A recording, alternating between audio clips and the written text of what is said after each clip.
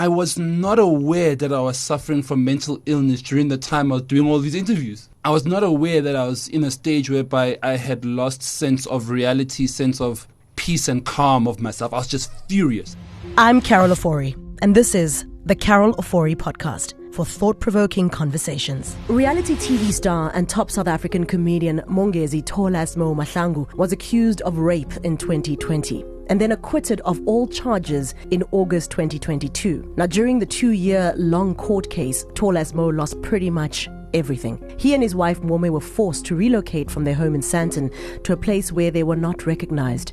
He lost industry gigs, sponsorships, contracts, and all forms of income. Tol Ass Mo became unemployed and effectively unemployable as a result of this false rape accusation. Now, in 2023, Tol Ass Mo made headlines again when he announced he was divorcing his wife Mome and said he would never date a black woman again. Now, fast forward to 2024, and Tol Ass Mo is back together with his wife Mome and has apologized for his comments about black women. In a statement released on his social media, Tol Ass Mo opened up about how his life was turned upside down as a result of the false rape accusation back in 2020. And the severe mental health crisis he suffered as a result of it. He also thanked his wife for her grace and understanding. And guess what? Fast forward to today. And I'm really, really grateful and excited to have both Tol Ass Mo and his beautiful wife, Mome Mahlangu, sitting right here with me on the Carol Ofori Podcast. Welcome to you both. Thank you so much.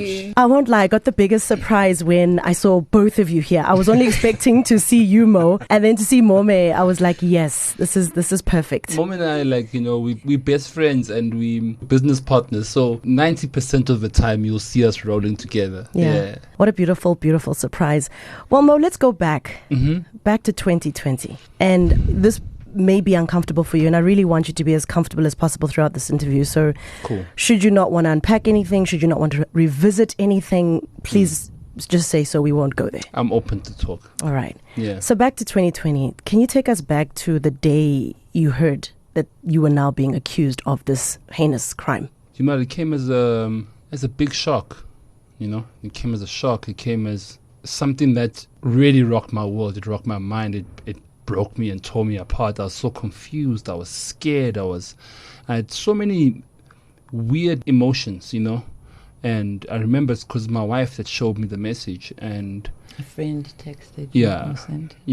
Mome's friend sent her that message, the tweet, Wow. and Mome showed me in the morning, and she's like, "But what is this?" And and the one thing that I really appreciate of my wife is that she immediately saw that no, this is not true, because during the time I was there at the MasterChef, I'd really keep communication with my wife about all my ins and outs of what was happening while we were shooting the show. And going back to that 2020 moment is it's scary, but now I'm in the position whereby I'm healing from it, and I'm getting over that trauma. Right. Yeah. And that is trauma. Mome, you being the one to first get the news and then having to break it to him, what was that like for you? To be honest, Carol, for me at first I thought maybe it's someone seeking attention. When you dating in the public eye, you must always be ready for things, Yeah. I got the message in the middle of, I slept early, and I got this WhatsApp in the middle of the night from an ex-friend actually, and I was like, what nonsense is this? I went back to sleep, Right. And then in the morning when we woke up, I said to Mo, "Hey baby, I got this message." But the thing also for me was, I remember when this person was telling people at that house of their own previous incidents, and because our daughter was only 3 months when Mo was on MasterChef. So it was a very intense thing when she spoke about it also to the other participants, It was a very intense thing. So in my head, I'm a very logical person. I just don't place my emotions on everything. Yeah. In my head, I was like, no, man, it just doesn't make sense, you Right. know? And also, I said to Mo, you need to figure out what's happening here and sort it out, because I've never seen you as that type of a person. Right. And I've never had any feeling towards you being that person, you know. But I guess as time went by, the truth unfolded. Yeah, the truth unfolded. Yes. Wow, that's... It's quite deep and somber. Yeah. And it's so, you know Yeah. what? Anybody who would be falsely accused of doing any heinous crime would really lose their mind in general, you know, so, or even lose their emotional stability, you know. Yeah. So it was really a big test in our relationship. It was a massive test in our relationship, Yeah, and to see you both on the other side, sitting here together after everything is really beautiful to see. Very rocky road, though. Very, very rocky road. And we're going to go on this ride of this rocky road, right? So your wife breaks this news to you. What are you thinking? Where's your brain at? Are you angry? Are you shocked? Where are you at? I'm shocked and really, really confused. And I'm wondering, and I'm sitting in my head, how did I just wake up one morning and I'm now being accused of being a rapist? You know? So it's like, you know, that just having that word sitting next to my name, it's just like, it's so disgusting, man. It's like, I've got 3 beautiful daughters, man, that I really want them to, you know, progress and thrive in life. And I teach my son all the time on how to be a gentleman, how to respect and love his sisters, and how to treat his mother. You know? And I've always been a public figure that has been a family man, you know? You know, loving and caring for my children. I mean, my kids were born on television. My wife and I were pregnant on television, were engaged on television, we met on television. You know, our life was based on reality, and, you know, to see that whole reality crumble over a false allegation, it really put us in a position whereby we were tested in terms of our love for each other. Like, these wedding vows, are they real? Are they real? Yeah. You know, were they for TV? You know, or was it for the hype and the fame? Yeah. Or is this really true love? You know? Yeah. So, yeah. How soon after that was there the first moment where you realized, okay, things are different now? You know, was there friends calls? Was it from the day that tweet dropped, everything became different. Well, what was the first thing you noticed? I was getting phone calls left, right, and center from my brands, from my sponsors, from my bosses in the television, broadcasters and stuff like that. And they were all like saying, "What is this, Mo?" You know, but all their sentiments when they were talking to me, like, you know, they were, I wouldn't say they were impartial, but I would say that they were, publicly they had to be impartial, but at the same time, they know who I am, they know my character. And they were like, "Yo, we're going to have to quiet down on your things while you sort this issue out. And once it's sorted, please just know that we'll always be here, you know, and would be ready to kind of like work with you again." And the first 72 hours was hell. And at the same time, it was this happened in Women's Month. I was affected by all the enraged women on social media, you know. And what really pained me was that, you know, sometimes social media is so heartless, they don't even give you the benefit of the doubt, you know. They make conclusion. That's you know, I was dragged through kangaroo court, you know, of the social media streets, and I was proclaimed to be guilty, you know. But then it's so crazy that I was proclaimed to be guilty on social media, even though it was baseless. There was nothing they could say that, yes, he could have done this. There was not once where Mome and I have had an issue in our relationship in terms of infidelity. Right. You know what I'm saying? I've been married with my wife for 14 years. I also appreciate the people who also stood up and said, this can't be true. Right. I mean, we know this man, like we can see his character, you know. But the only way I could ever redeem myself, improve myself, was to go through the justice system. And you did. Yeah. Mome, for you as a wife, you know, I think a lot of us, you know, we think if our husbands are accused of things, from the outside, it's always easy to be like, I will distance myself, because you yourself are your own brand, right? Yes. And outside of being, you know, Tol Ass Mo's wife, you are your own brand. Yeah. And I just want to talk about how you process this, because you didn't say much, but I think your quiet diplomacy, if I can say that, showed us you were standing by your husband. And I think part of you not saying much also, it allowed you to evade a lot of the drama. They would have come with whatever you would have said. Whether you said you're for or against, you would have found yourself in a mess. How did you process how you were going to deal with this thing? First of all, as his wife, your own brand, and then you've got kids. At that time especially, I think we had just completed the first season of our family reality show with the kids. The first new season, actually. And a lot was happening, you know, quite a lot of endorsements at the time. And for me, first, in my relationship with Mo, I think we are best of friends first before we are husband and wife. Yeah. You know? And we've never sat down and discussed how to be a husband or a wife. You know, we've built everything and maneuvered through loving each other, you know, and standing by each other and supporting each other, you know. And another thing is the truth and honesty that we have instilled amongst each other, you know. There's certain things that I can hear, and considering that we're in the public eye, there's certain things that I can hear from out there, and I don't feel the need to sit down and make it an issue between us, but instead make it a reality and find a way forward and how we sort it out. I remember saying to Mo in 2020, I said, this is going to take 5 years. So I'm going to need you to be strong for the next 5 years, because what's going to happen is the back and forth and our names constantly in the media, back and forth, you know, and there's going to be a lot of emotional turmoil.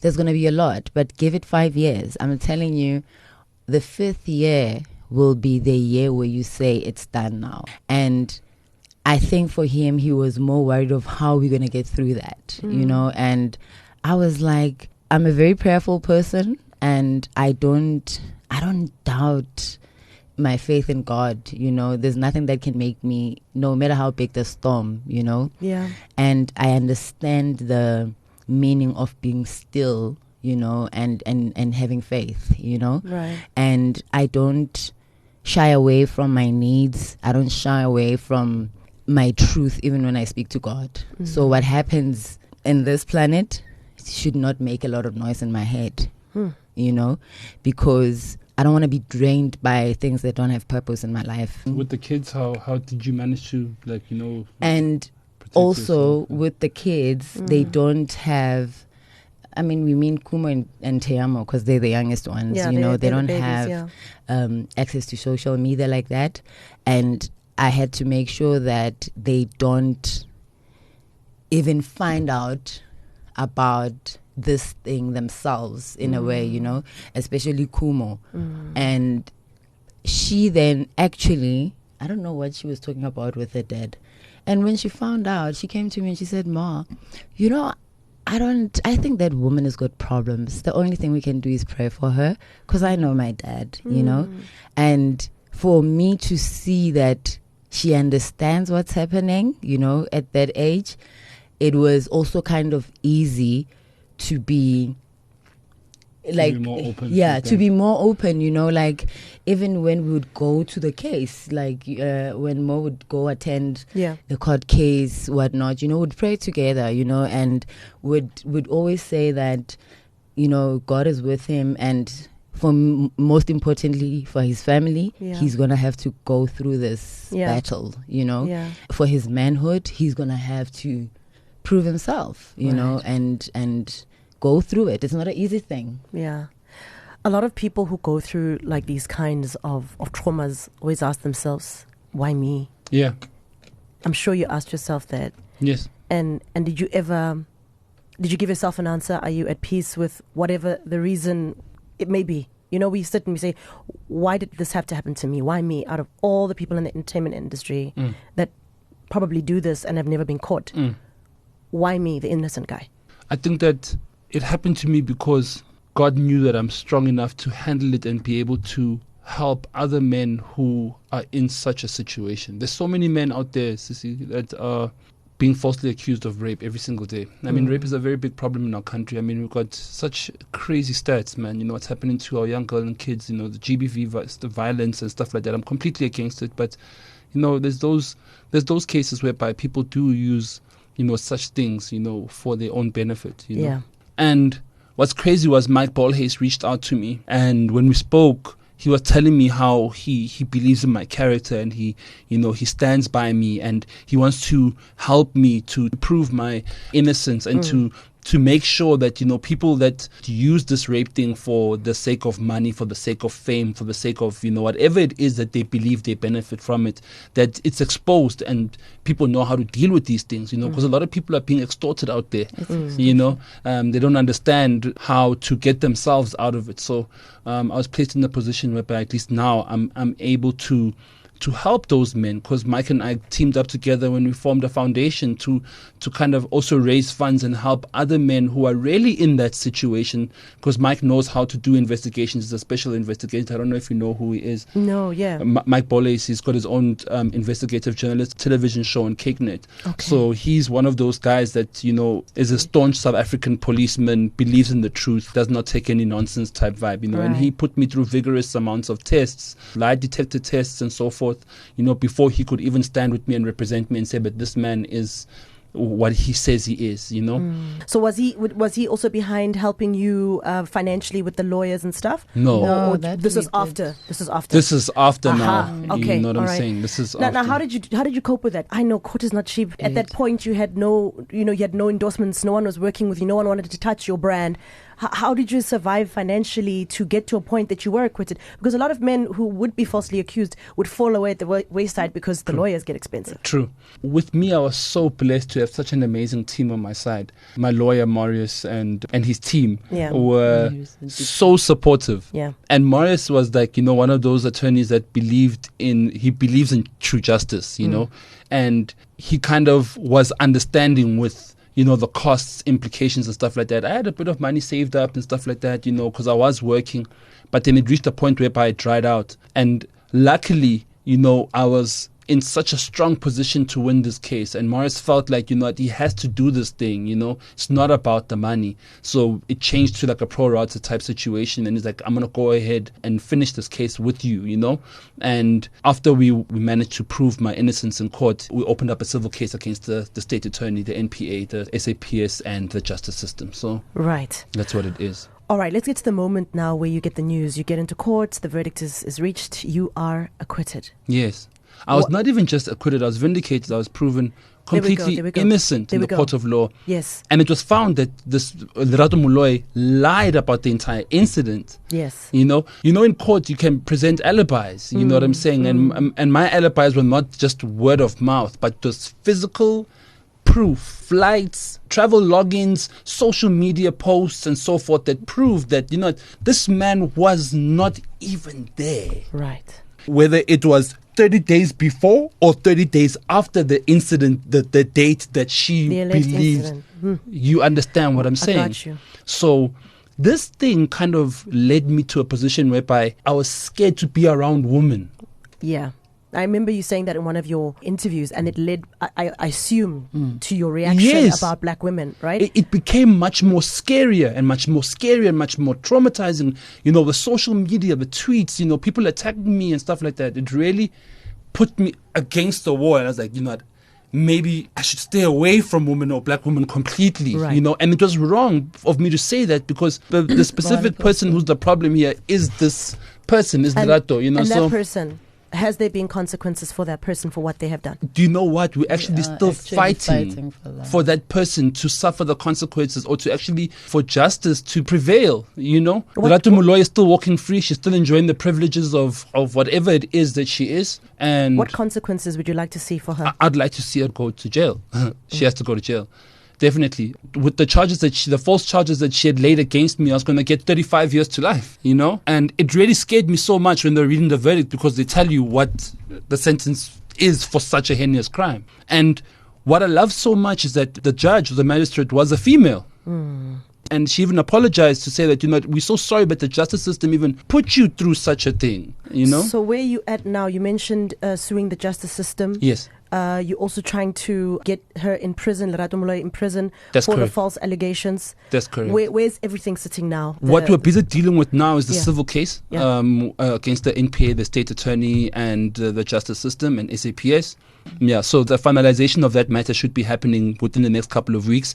Then I can continue and say I'm now opening a case, of so you haven't perjury. opened a case Not yet, okay. no, of perjury, of defamation of character, of all these things, all these types of abuses that were, held against me, basically. Just dealing with one matter at a time. At a time, one matter so I at don't a want to time. have One matter everything at a on top of time. me. I've only been to court once, Yeah. and I went to court fighting a neighbor about neighborly behavior. Yeah. It was the most exhausting 2 weeks of my life. Yes. Then I sat in a podcast with Nkosana Makate, who's taken Vodacom, and he's been in court for over 10 years. Yeah. 10 years.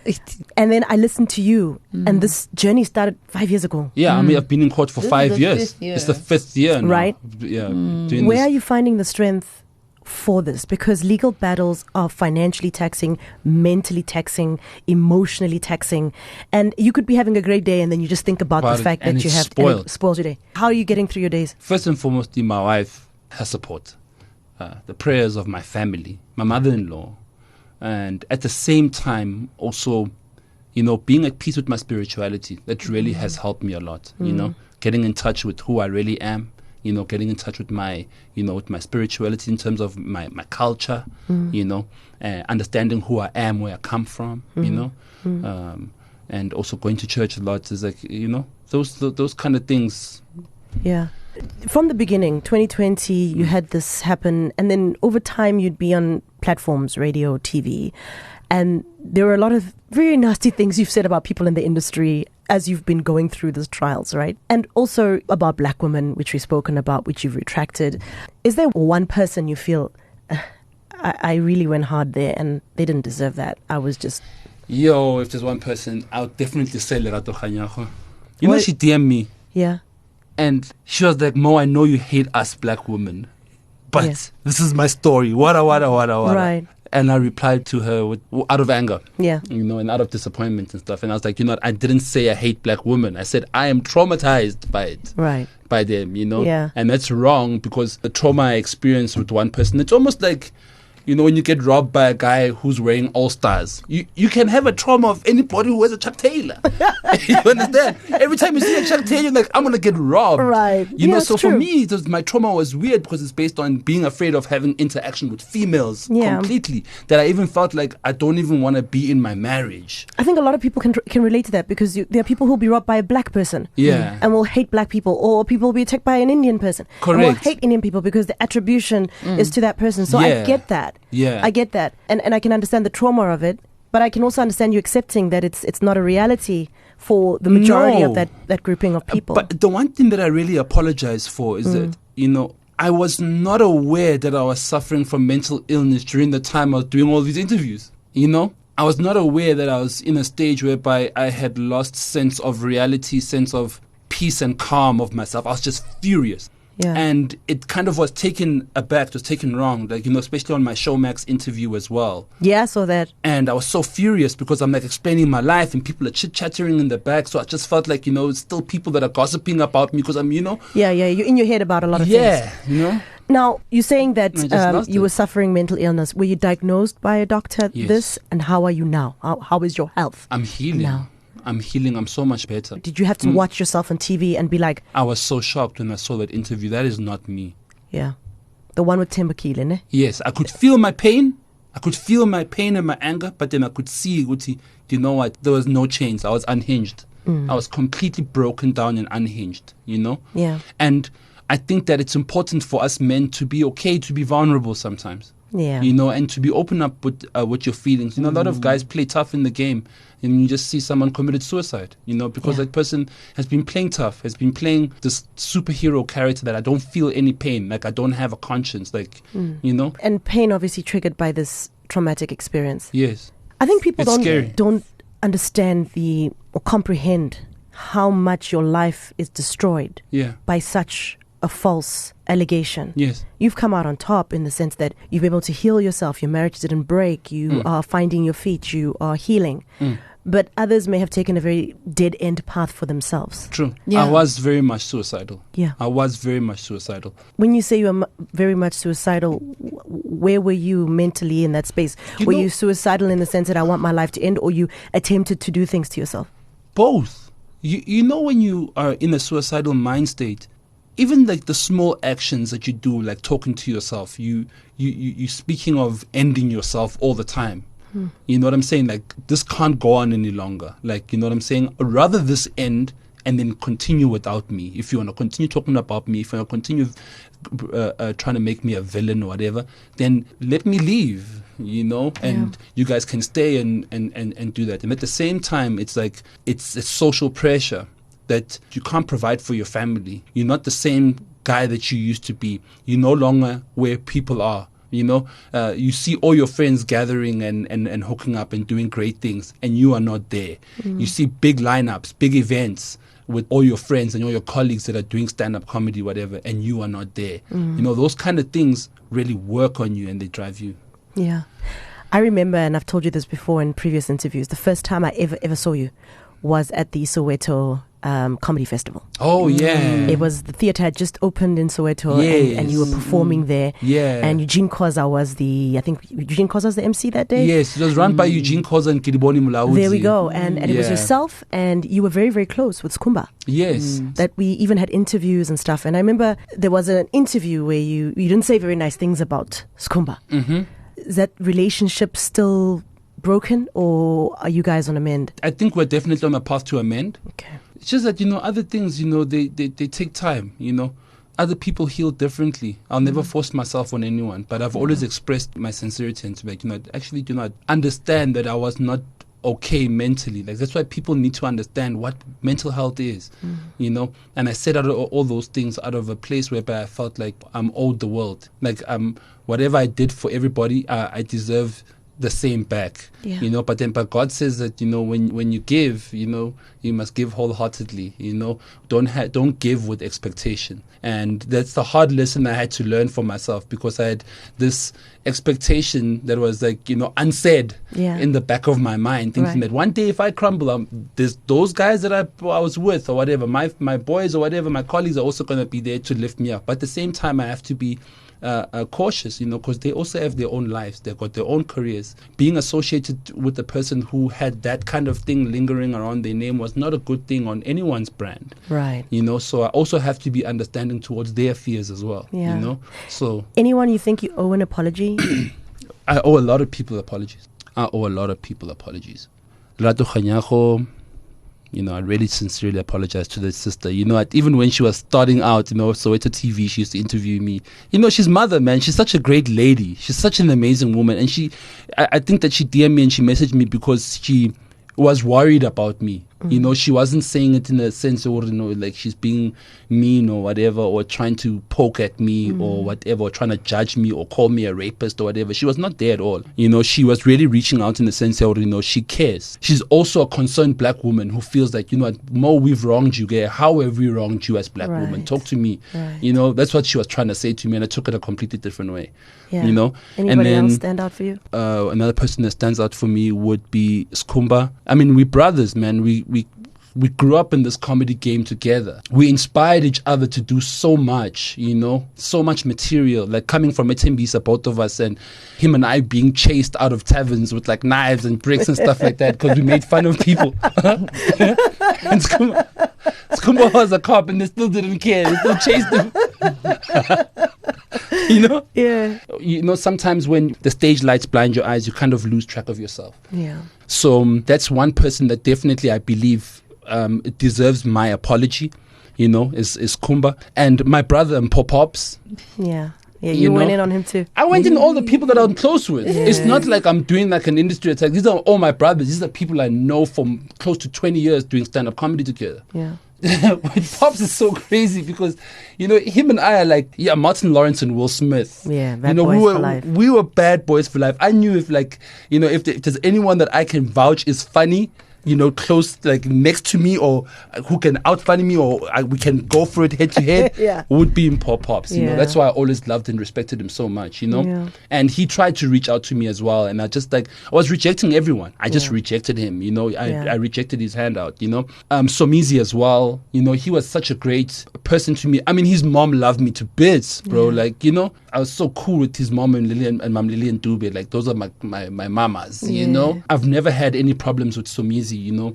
It's just that, you know, sometimes we can take advice differently. My mental state was not in the right frame of mind for me to understand the kind of advice he was trying to give me. Right. Him saying to me, no, don't go on interviews and podcasts at that point in time was actually him trying to save me.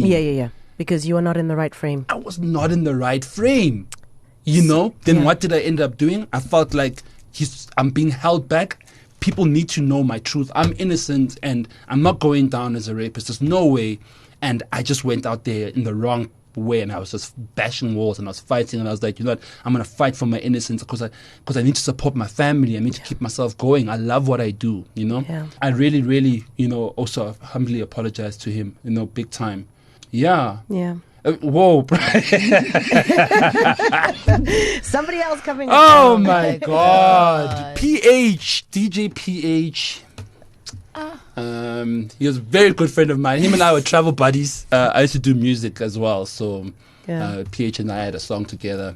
We do different music projects and, his DJ career was kicking off and we became friends. And we just had a fallout, man, Yeah.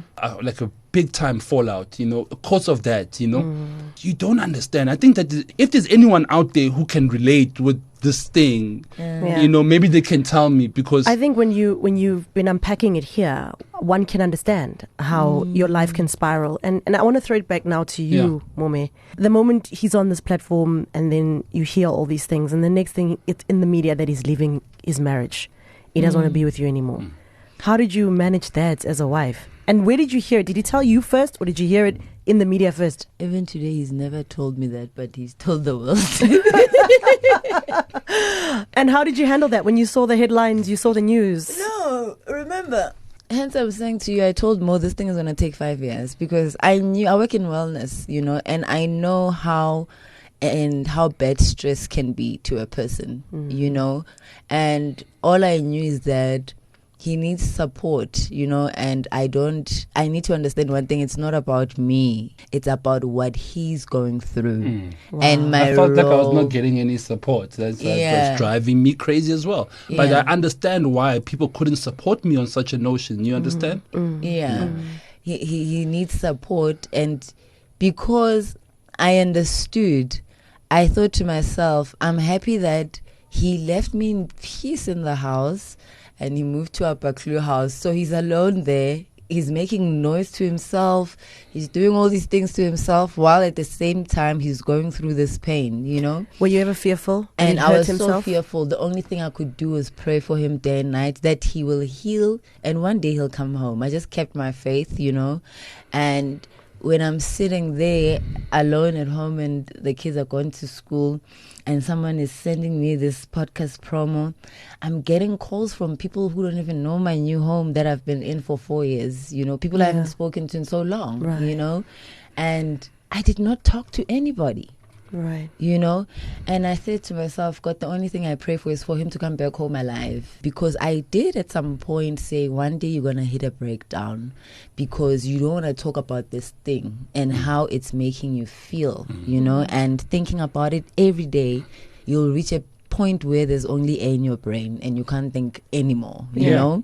Yeah. And gradually it was happening, So when I heard all these things and people screaming and talking that he doesn't want black women, he's divorcing, and I was just, guys, Mo's not well, hey, he's gonna be okay, and my family, everyone is just so frustrated, and I just kept my calm and I said to myself, the only thing I can do is pray for him. One day he will be okay.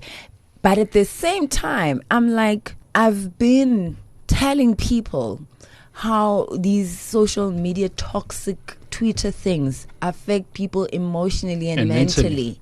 So when that interview came out, I said, God always chooses his strongest vessels. I said Mo will overcome this because at some point it has to show what happens to these men because most of them, they take their lives. Yeah, that's really what happens. They take their lives. They don't even live through their years to prove their innocence. And I said to him, after everything that you've worked so hard for, the last thing you want is to die a loser.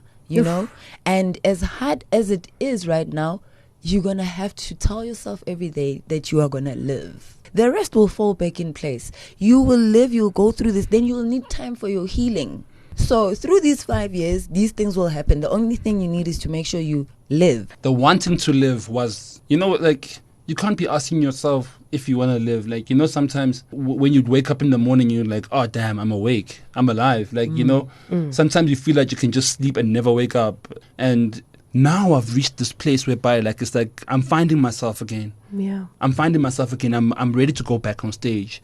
I'm ready to do what I really love. Yeah. The thing that drives me crazy as well is that I'm not doing what I love. I'm not working. That leads me to my next question. Where are you professionally? What's happening? And why haven't you gone out and done what you love? Do you know what? The healing time as well. I think that it was also me just wanting to find healing, because sometimes I still get that social anxiety of wanting to go out, But right now, I think that it's something that I need to overcome. So that's why I'm open and available to take bookings. I've been doing 1 or 2 gigs here and there, coming back, doing some comedy shows, really building up, But since that whole mental breakdown that I went through, things quieted down, because I can understand why. But right now I'm in a position whereby I want to regain confidence with, firstly, my fans. I want to rebuild my confidence with my colleagues, rebuild confidence with the brands that want to work with me, the broadcasters that want to work with me. My wife and my kids will always be my anchor. They come first before anything and everything. I think that South Africa can learn a big lesson from what I went through. Yeah. And I think that we have to be more kinder as a country to people on social media. For the fact that we even feared around the world as the meanest people on social media, it should say something. Yeah. So it's not something that we should be proud of. I think that energy can be converted into much more greater things. South Africans can be heard around the world on social media for more positive things rather than being the most villainous and the most dangerous commenters on social media. Mm-hmm. What do you think about cancel culture? Cancel culture, I believe, is slow poison. If you want to kill someone, give them some cancel culture. It's a nice way of killing someone publicly, is cancel culture. He without sin, that's what it is, So we must not really forget at the end of the day, we're all human beings. People make mistakes. And when you make a mistake, it's all about dusting yourself up. If there's amends to be made, make amends. If there's consequences to be suffered, suffer the consequences. But move on and pick yourself up. Where are you guys as a family now? You're on the other side.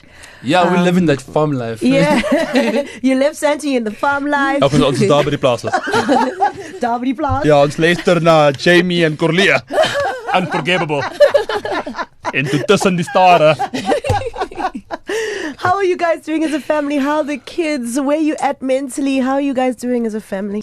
I also believe because of where we are, the kids were not exposed to the whole social media dilemma and whatever, because they're not even on social media, and they go to a small farm school, and they don't even have the STV, so they're living life on the ground, literally, and games now and then, Yeah. But more than anything, I think they're just happy to see their dad in a good place. And that dad is back home. And that dad is back home, and that life is gone back to normal.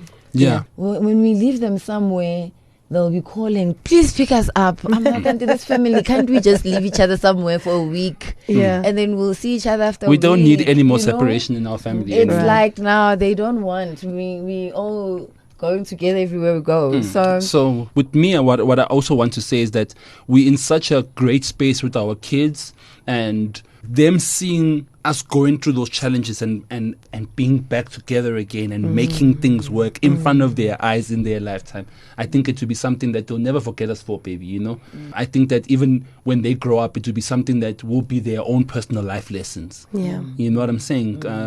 It's not easy for our kids as well, being born in the limelight. They didn't ask for this. They didn't choose this. Yeah. Yeah. So I think that us really keeping our faith in God and sticking together as a family is the best example we can ever give to our kids. I mean, that's where we are right now with them. Right. And speaking of family, I mean, I remember the first time I was first introduced to yourselves was Vuzu. You guys had that show, Cream Cartel? Cream Cartel, Cream yes. Cartel. And the two of you on the show, you guys pretty much opened the gate for reality TV in South Africa. Actually, with Cream Cartel, then I did More Love with Mo. There we go, straight after that. Yes. Because South Africa fell in love with you guys in Cream Cartel. You were the very interesting, two, and then you got together, then you did More Love, then we saw the baby being born and all of that. Yes. And it's been this beautiful, beautiful journey of life. And one thing that's consistent, Mo, that I've seen that I think has absolutely been the root and the anchor for you has been your incredible wife. Yeah. She's been with you pretty much beginning of your career. True. and been with you through the darkest of times and is helping you through this process of finding yourself again. Yeah. What do you have to say to her that we can listen into? Because we want to hear it. Because wow. Oh man. Oh my bingy bingy. My sugar love crispy pie. My sugar bingy bingy. You know, I'm the luckiest man alive. I'm so blessed to have you in my life. Sometimes I pinch myself and I question myself as to, do I deserve such love? And if I do, am I strong enough to give it back? Because the way you love is like, it's unexplainable. I've never seen anyone give someone unconditional love to a person who's not even their own child. Yeah. I can only give unconditional love to your children, but we have that for each other. And one thing that you should always know is that your strength will always be a symbol of what a true woman in marriage should be like. You're there even through the tough times. I'm not saying that you should tolerate all the nonsense I do, but I think that you kind of a symbol to hope, symbol to love, a symbol to my family, to my kids. And I really appreciate you so much from the bottom of my heart. I don't think I would be alive right now if it wasn't for you. You saved my life, and I saved your life, and you saved my life again. So I owe you one. It's 2-1. Okay? 2-1. Yeah, it's 2-1. I love that. I always pray to God that, we stay together and we age together to be like, Romeo and Basi. And then we go I like to that. Lerato. Oh my God, baby. I wasn't thinking about that, man. What the hell? Our role models. Yeah, so I really believe that's the type of love that we have. It's just endless. We have so much to look forward to. I'm back, baby. And the only way we're going to go from here is to go forward in love, go forward in peace and humility. You know what? No matter what anyone says to you on social media or whatever, baby, just, take it in stride and let's continue moving. You know what you are and you know what you're not. Yeah. I love and that. yeah, you're the most amazing woman I know. Yeah. All right. I love you, my caramel cupcake baker. We're almost at the end of our conversation, and I think a big question is forgiveness. Have you forgiven Lerato Moloi? Yes, I have forgiven Lerato Moloi, but I can't say I've forgiven and say but. I've forgiven Lerato Moloi. The course of law will continue from there. Have you seen her since this? I've never seen her since. And do you know what you would do if you did see her, how you'd feel? Have you prepared yourself for the possibility of bumping in at a supermarket or event or in the crowd whilst you're on stage? She's going to come and apologize to me one day. She'll explain to me and tell me why she did this. Until then, I'll just be chilled. I'll keep quiet and I'll watch and I'll observe. But one day she'll come out with the truth. She'll have to come out with the truth and tell us as to what led her to do this, what was pressuring her, what did she need, what kind of emotional support or mental support or whatever it is that she needed. What was it? What was the problem? Because people don't just act like that. There's deep-rooted problems behind someone going crazy. Trust me, I know. Yeah. Yeah. And finally, what's next for both of you? Our book. Mome's book. Oh, I love that. Is that going to be about the relationship, life? What is it going to be about? There's a lot of things. I don't know. It's called the Depth of Black Love. Mome's already written the book. It's already printed out. It's ready. She just has to publish it. And you know where to come when you do publish it for your first interview, right? Okay, I'll do It's a very spicy book. Trust me. No, it's about black culture and love and marriage and things that every woman can identify. With in-laws. I just wrote because I want my daughters to grow understanding certain things they should not just tolerate them because they're married. Right. They should have the strength to identify things that are not right, and be able to talk about them. They should be able to address the in-law issues. They should be able to have relationships. Right. peaceful relationships. Like, it's a wellness book and protecting your mental health. Yeah. And it's a cry for love at the same time, to say that love your makoti. We come here to build. We don't come here to destroy. And identifying those Black community issues, basically. Right. Yeah. And one last thing that I'd also like to say is that I also would like to apologize to South Africa in general, because they went with me through this entire roller coaster, bro. You know what I'm saying? Yeah. And I also want to thank everybody that is loving and supportive towards me and understands me. And I also want to say to all the men who are going through what I went through, or who are going through what I'm going through, is that, just be strong. God is there. But speak and cry. Yeah, speak. It's okay. Yeah, it's okay to speak, and it's okay to cry. It's okay to speak and it's okay to cry. Yeah. I love that. Normalize that as male, then we'll have less, Yeah, less problems. Yeah. Less problems. Mome, you've seen him go through the most. What do you have to say to him? I'm very proud that he doesn't have the spirit of giving up.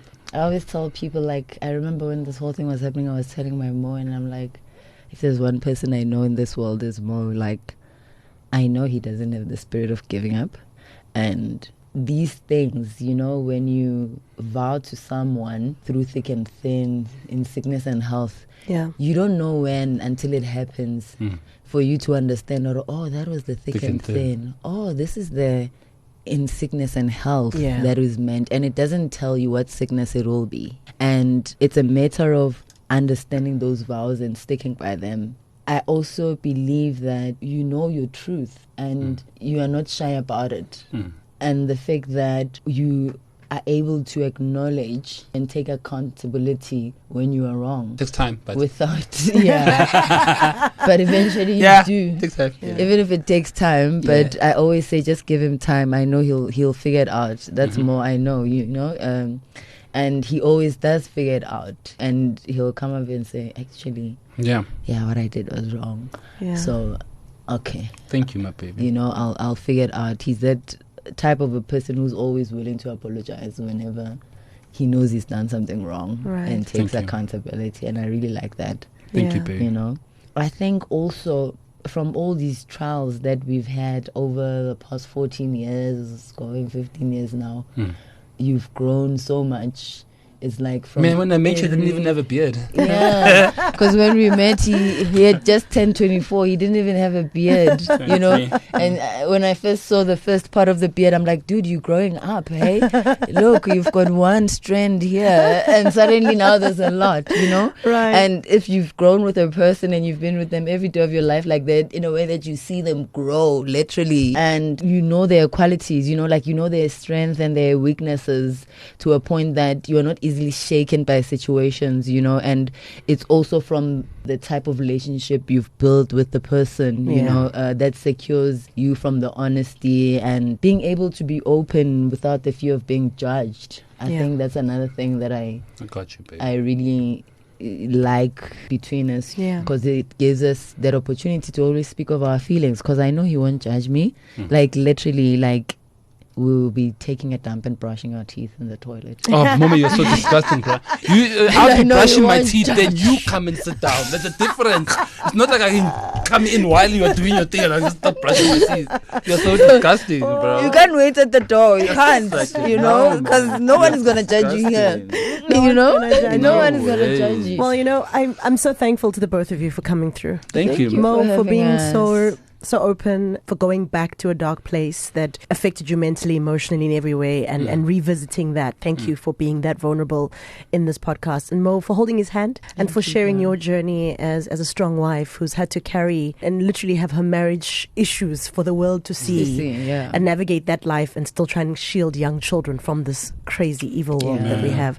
So thank you for your vulnerability. Thank you. Oh, please. And another thing is, I want to just say thank you to all the medical staff that was, a part of, bringing me back to where I am. My occupational therapist, my psychologist, my psychiatrist, my therapist, everybody, my doctor. A big thank you to everybody. Thank you to everybody. And let love prevail. let love prevail. And yes, I am available for bookings. Yes. Yes. Thank you so much, Tol Ass Mo and Mome. Thank you so much, Carol. That's the Carol Ofori Podcast. For thought-provoking conversations, listen at ecr.co.za under podcasts or your favorite podcast app.